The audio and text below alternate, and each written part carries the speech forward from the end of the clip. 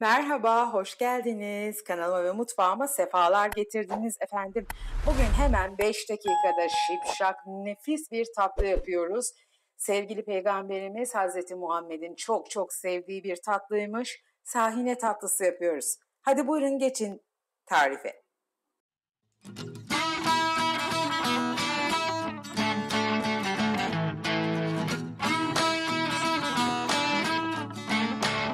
Şimdi tam tamına 2 yemek kaşığı tereyağım var. Dolu dolu yemek kaşığı olmalı. Tereyağı burada çok önemli. Ve tereyağın mutlaka oda sıcaklığında birkaç saat beklemiş olması gerekli. Şu kıvamda yumuşacık bir tereyağı olmalı. Ocakta hiçbir şekilde eritmeyeceğiz. Oda sıcaklığında kendi yumuşamış ve erimiş olmalı. Tahinle balla gayet güzel bir şekilde ezerek karışacak. En kötü şu ihtimal, şu görüntüde olmalı arkadaşlar. Önce tereyağımı güzelce bir ezerek daha da yumuşatıyorum. Bu kadar ezmek yeterli. Şimdi 3 yemek kaşığı kadar da tahinim var. Bu malzemeler yaklaşık olarak 3-4 kişilik porsiyona tekamül ediyorlar. Daha kalabalıksanız eğer ona göre malzemeleri arttırmanızı öneririm.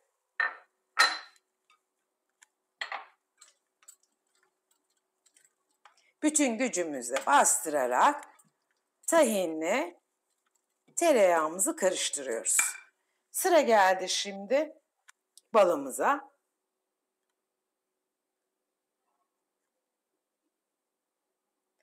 Damak zevkine bağlı ama lezzet katması ve sağlık katması açısından 3 yemek kaşığı bal koyuyorum ben. Balınızın ne kadar doğal ve sağlıklı olduğu çok önemli. Doğal balsa hiçbir şekilde şeker çıkmasına müsaade etmeyecektir. Çünkü zaten tahin aynı zamanda susamla birlikte şeker dengeleyici özelliği var. Bunu zannediyorum duyduğum kadarıyla rivayetlere göre Hazreti Peygamberimiz çok severmiş. Çok sık Ramazan'da iftarda yermiş. Tabii ki tereyağı, tahin ve bal beraber olduğu zaman inanılmaz bir besin değeri ortaya çıkıyor. Dolayısıyla çok da tok tutacak bir besin ve muhteşem de bir lezzet. Çok da güzel koktu.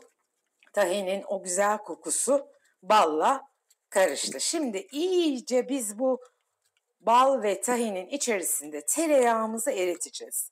Umarım görebiliyorsunuzdur, yeterlidir görüntü. Gördüğünüz gibi bayağıca da şimdiye kadar karıştı. Çok az kaldı. Sıkılmadan, yorulmadan bastırarak bu tereyağımızı tamamen homojenize edeceğiz. Bayağı bir güç harcıyorum. Sesimden anlıyorsunuzdur belki. Nefes nefese bile kaldım. Ama daha hafif hareketlerle de yapabiliriz tabii ki. Çok az kaldı. Birkaç dakika daha bu şekilde çırpmaya devam ettiğimiz sürece olmak üzere.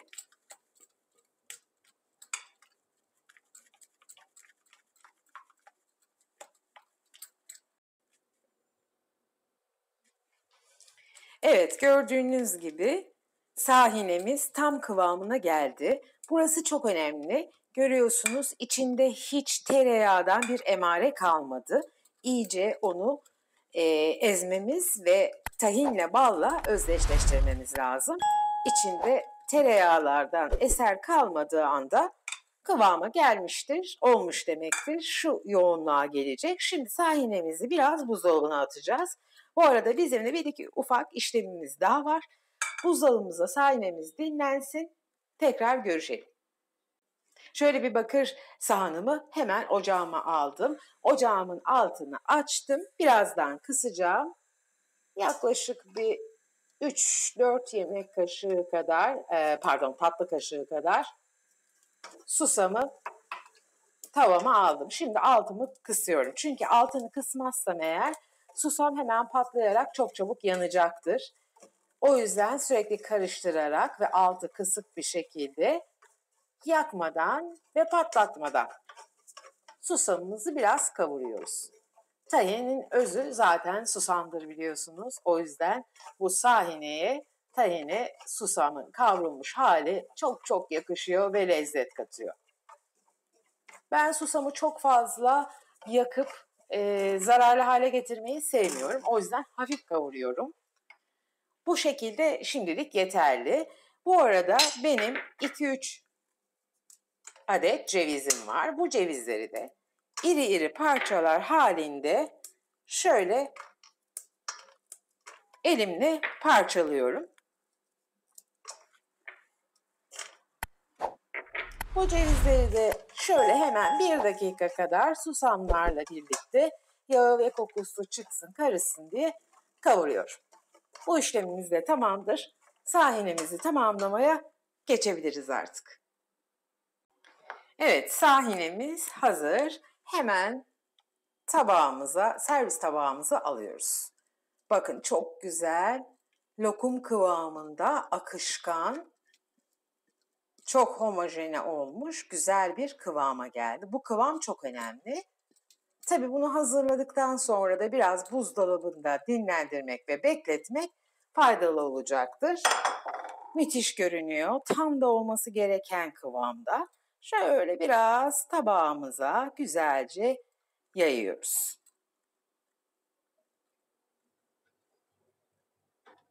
Yeme de yanında yat oldu. Gerçekten çok leziz. Evet, az önce kavurmuş olduğumuz susamlarımızı ve cevizlerimizi de üzerine şöyle serpiştiriyoruz. Harika bir tatlı. Gerçekten çok kolay yapılışı. 5 dakikada şipşak hemen yapabilirsiniz. Hatta iftardan sonra bile canınız tatlı çektiğinde kalkıp hemen yapıp yiyebilirsiniz. Umarım siz de bu güzel lezzete unutulmuş ama gerçekten çok faydalı olan, çok lezzetli olan Hz. Muhammed Peygamber Efendimiz'den bize gelen bu güzel tatlıyı, bu lezzeti sofralarınızda yer verir, dener ve memnun kalırsınız. Deneyecek olanlar, şimdiye kadar hiç denememiş olanlar denedikten sonra yorum yazar ve fikirlerini belirtirlerse gerçekten çok sevinirim. Hepinizi çok özledim, buluştuk. Güzel yorumlarınızı okuyorum. Çok çok mutlu oluyorum. Teşekkür ediyorum bu güzel yorumlarınız için. Desteklerinizi, yorumlarınızı, beğenilerinizi lütfen benden eksik etmeyin. Eğer tariflerimi beğeniyorsanız videolarımı beğenmeyi ve kanalıma abone olmayı unutmayın. Eğer kanalıma abone değilseniz abone olduğunuz zaman o karşınıza çıkacak olan çan sesini de, çan zilinde eğer tıklarsanız paylaşacağım bütün videolar size bildirilir. Bir sonraki güzel tarifte buluşmak üzere. Kendinize iyi bakın. Sevgiyle kalın. Hoşça kalın. Bay bay.